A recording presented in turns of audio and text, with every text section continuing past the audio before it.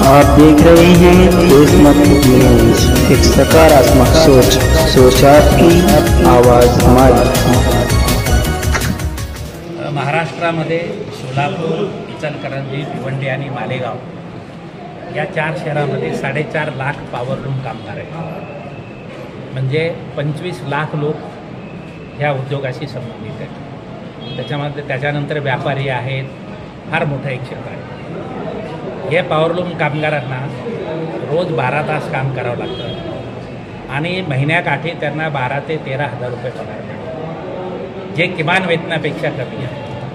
महाराष्ट्र शासनाने यंत्रमाग कामगारांसाठी जे किमान वेतन जाहीर केलेलं आहे त्याची अंमलबजावणी मालक लोक करत नाही आणि महाराष्ट्र सरकारचं कामगार खातं पण झोपलेलं आहे। त्याचबरोबर या कामगारांच्या अल्पवेतनाबरोबरच कामाच्या ठिकाणची परिस्थिती अत्यंत वाईट आहे। एक अभ्यास त्याचा आलेला आहे, 73% पॉवरलूम कामगारांच्या फुफ्फुसाच्या कामकाजावर विपरीत परिणाम झालेला आहे।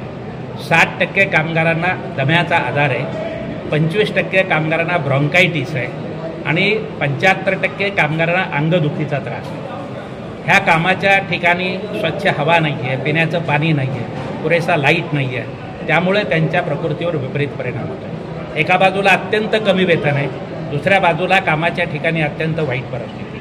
तिसरी गोष्ट, आयुष्यभर काम केल्यानंतर या कामगारांना पेन्शन नाही आहे, त्यांना प्रॉव्हिडंट फंड नाही, त्यांना ESI नाही। 60 वर्ष काम केल्यानंतरसुद्धा त्यांची प्रकृती खराब झालेली असते, म्हातारपणाची पेन्शन नाही। त्यामुळे किमान महिन्याला 7,000 रुपये पेन्शन मिळाली पाहिजे, ही आमची मागणी आहे। आणि याच्यासाठी कामगार कल्याण मंडळ स्थापन करण्याचा निर्णय झाला होता।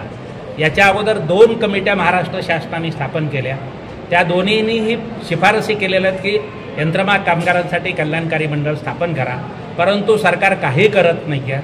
आणि म्हणून आमची मागणी आहे की यंत्रमाग कामगारांसाठी कल्याणकारी मंडळ स्थापन करावं। जसं बांधकाम कामगारांचं मंडळ आहे त्या धर्तीवर कल्याणकारी मंडळ स्थापन करावं आणि त्याच्यामार्फत कल्याणकारी योजना, मोफत घरं, त्याचबरोबर मुलांच्या शिक्षणासाठी सुविधा आणि विमा योजना ह्या सगळ्या लागू करायला पाहिजे। ह्या मागण्या घेऊन आज इथे राज्याचं संमेलन झालेलं आहे।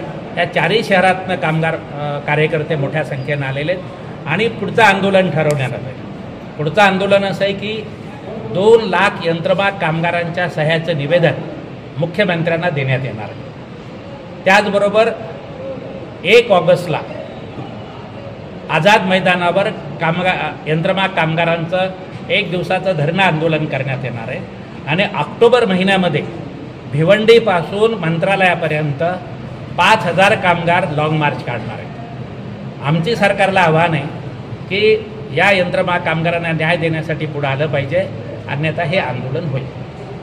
थँक्यू।